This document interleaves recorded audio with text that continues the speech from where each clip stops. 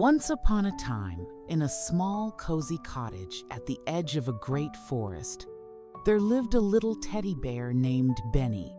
Benny was not an ordinary teddy bear. He had the softest fur, the shiniest black eyes, and a tiny blue scarf around his neck, given to him by his best friend Lily. Lily was a kind-hearted girl who loved Benny more than anything. Every night, before she went to sleep, she would hold Benny close and whisper, "I wish you could fly, Benny. Then we could explore the clouds together."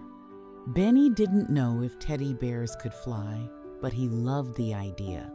Every night, he dreamed of floating high above the world, dancing among the clouds and touching the stars. The magical night. One evening, as Lily drifted into sleep, something extraordinary happened. A soft golden light surrounded Benny, and suddenly he felt as light as a feather. His tiny paws lifted off the bed, and before he knew it, he was floating toward the window. The night sky was filled with twinkling stars, and the moon shone brightly, casting a silver glow over everything. A gentle breeze carried Benny higher and higher until he was soaring above the rooftops, above the trees, and into the vast, endless sky. The kingdom of clouds. Benny soon found himself in a magical place, a kingdom made entirely of clouds. The clouds were as soft as cotton candy, and their colors shifted between shades of pink, gold, and lavender. Floating castles stood tall, their towers disappearing into the mist. Suddenly, Benny heard a cheerful voice. "Welcome to the Cloud Kingdom." Benny turned to see a small, fluffy rabbit with wings flapping gently beside him.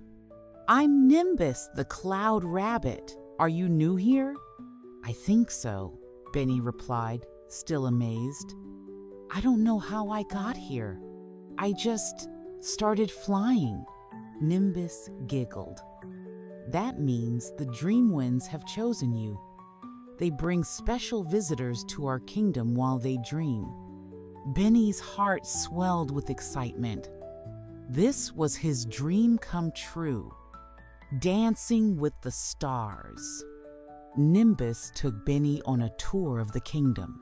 They bounced on the softest clouds, slid down rainbow waterfalls, and played hide and seek among floating islands. Then, as night deepened, the stars began to descend from the sky, twinkling like tiny lanterns.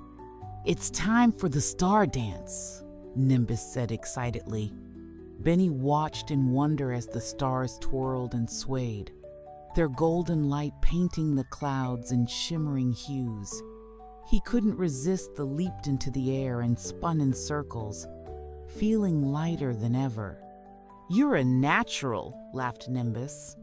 "The Dream Keeper's gift."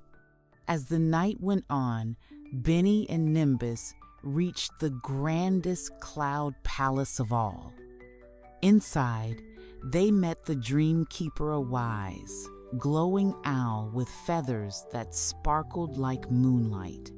"Benny," the Dream Keeper said in a gentle voice, "you have a heart full of wonder. That is why the dream winds brought you here." Benny smiled shyly. "I love dreaming of flying," he admitted. The Dream Keeper nodded. "Then take this," he said, handing Benny a tiny silver feather. "Whenever you hold it close, you will always remember how to fly in your dreams."